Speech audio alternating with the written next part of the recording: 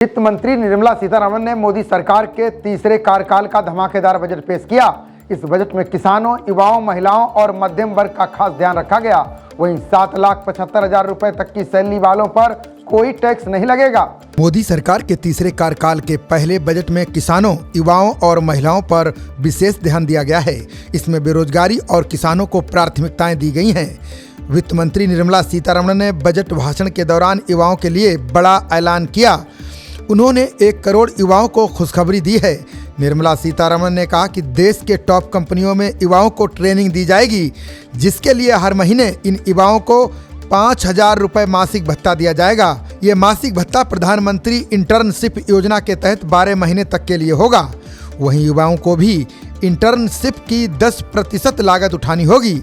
इस योजना का कोई भी युवा लाभ उठा सकता है। इसके अलावा युवाओं के रोजगार की 5 योजनाओं के लिए 2 लाख करोड़ रुपए का आवंटन किया जाएगा। बजट में कृषि के लिए 1.52 लाख करोड़ का प्रावधान है। देश में उच्च शिक्षा के लिए 10 लाख रुपए तक के लोन की घोषणा की गई है।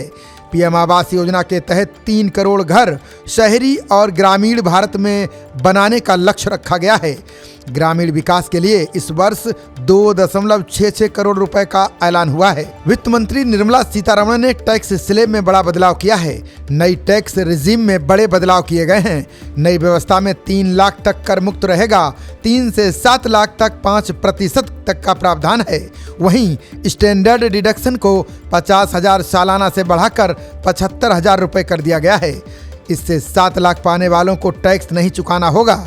7 लाख से 10 लाख तक के लोगों पर 10% टैक्स लगेगा। 10 से 12 लाख तक 15%, 12 से 15 लाख तक 20% टैक्स देना होगा। साथ ही 15 लाख से ज्यादा पर 30% इनकम टैक्स देना होगा। सरकार ने रोजगार के लिए 3 योजनाएं शुरू की हैं। पहली जॉब में 1 लाख रुपए से कम सैलरी होने पर EPFO में पहली बार रजिस्टर करने वालों को 15,000 रुपए की सरकार मदद करेगी।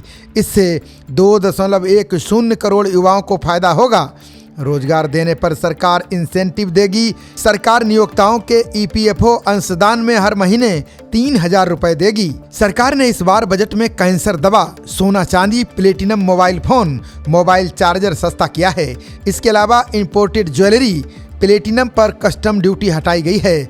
मछली का भोजन, चमड़े से बनी वस्तुएं, रसायन, पेट्रोकेमिकल, PVC, फ्लेक्स बैनर, बिजली के तार को भी सस्ता किया गया है। इसके अलावा कैंसर पेशेंट को राहत दी गई है।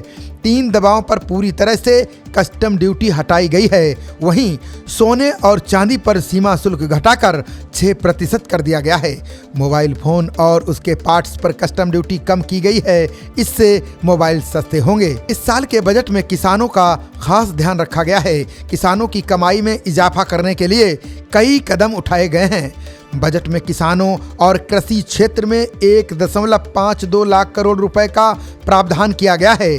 इस फंड से कृषि और इससे जुड़े क्षेत्रों के लिए योजनाएं बनाई जाएंगी। संसद में पेश वित्त बजट 2024 में बार बार बिहार का नाम आया। पूर्वोत्तर योजना में शामिल करने के अलावा एयरपोर्ट, हॉस्पिटल, सड़क आदि के लिए बिहार का नाम कई बार लिया गया। जिन योजनाओं में बिहार को शामिल किया गया है, उससे बिहार को फायदा मिलना तय है। बिहार को 11,500 करोड़ रुपए अलग से आवंटित करने की जानकारी दी गई है।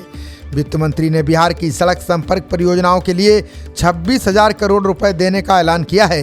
बिहार में 21,400 करोड़ रुपए की लागत से विद्युत परियोजनाएं शुरू करने की घोषणा की गई है। वहीं आंध्र प्रदेश को स्पेशल पैकेज दिया जाएगा। राज्य को अतिरिक्त सहायता के साथ 15,000 करोड़ की मदद की जाएगी। खबरों का सिलसिला जारी रहेगा। देखते रहिए जनप्रवाद। नमस्कार।